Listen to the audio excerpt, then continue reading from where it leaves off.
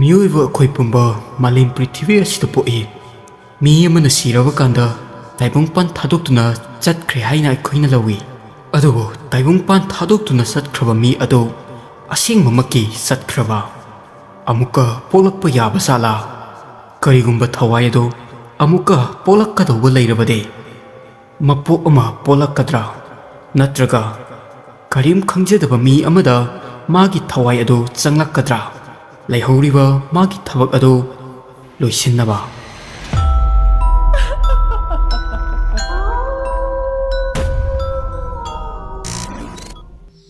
nungdang ama khangaudana chahi mari miya tumba hogatuna mamagi manakta changlame aduga managan ado yamna nai haina hairame angangnina nabadagi kan kaptuna nanganda karino ama thinduna leiba male haina haiduna lei adubo magi mama chanuna masana haining lipse karino haiba khanglamde aduga mana miyagi managanbo Fajana sektorome adubu managanda karisu thillaga leiramde Miya chahi marita phada ngairiba angangnina Fajana ngangba phawba thoktri mamana thembadage numitto amadi tumkhre numit aduge nungdang adugi matung Miya na nungdang khudeng mang ama mangba hurakhe mang aduda nupa ama nungdang athembada jungle amada leptuna churuk thaktuna leirame aduga kanano amana magi matungdagi thangna thinjilai aduga nupa adu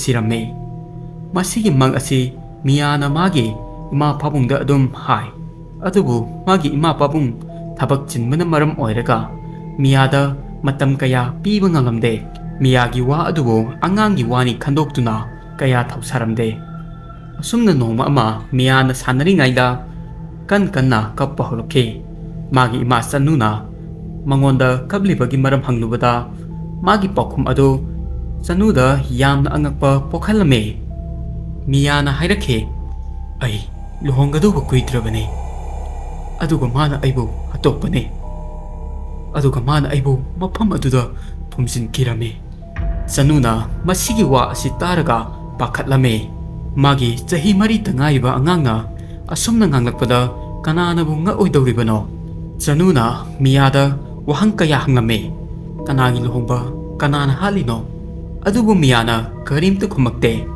numit adu imatung sanuna Miyagi mental condition si uraga wakal nungairamde mana masigi wase magi nupa Peter da hairame adubu Peter na apikpa angangdi pungangda ngangbani haina hairakhe aduga magi machanupi Miyabo kaisu tawde haina khandokhe mathangi numit sanuna thabak ama leibage Hyderabad ta chakkadabane aduna yumda Peter amadi Miya khakta leirame numit adugi nungdang Peter na Miyabu tumba themaga mana lupthaduna papi tawbige tawbada Miya na magi mangakta khangpai pairakhe aduga nupa amagi makhonda hairakhe aibu hatopigibane ai hakchang hojiksu mapum aduda lei Peter da asumna hairakpa asida kiba ama phawrame mana magi collar thado handuna kina Miya da hanglame karino nang nganglido nang kanano aduga aigi Miyagi hakchangda kaidorino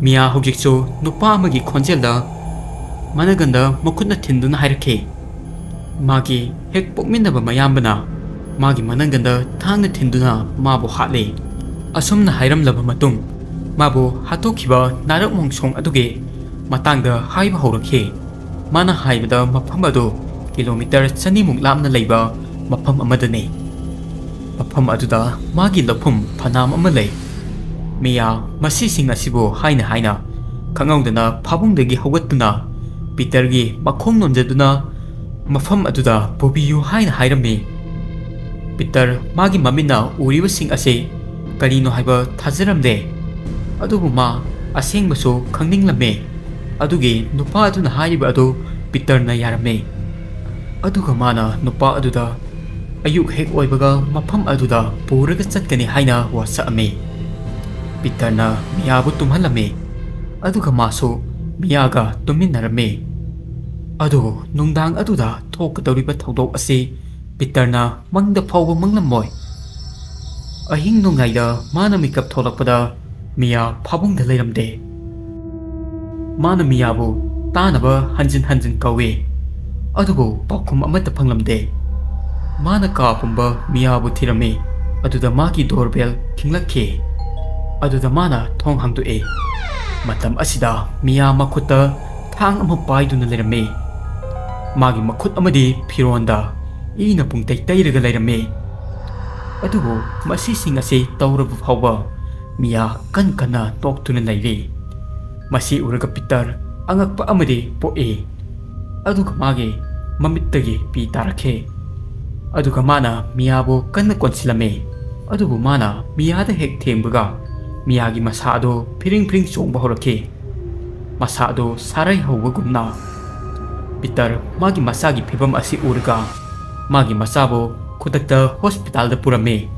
Matam khara gyan mangluraga Miyana gyan tarakpada mangonda thokiba thawdo amta ningchanglamde. Mathangi numita yum thangnabagi mi ama sire haiba khanglakhe. Yumgi CCTV camera yengbada nupa ado kamaina siribano haiba khanglakhe. Nupa adogi managanda kanano amana thangna thinduna hatlame.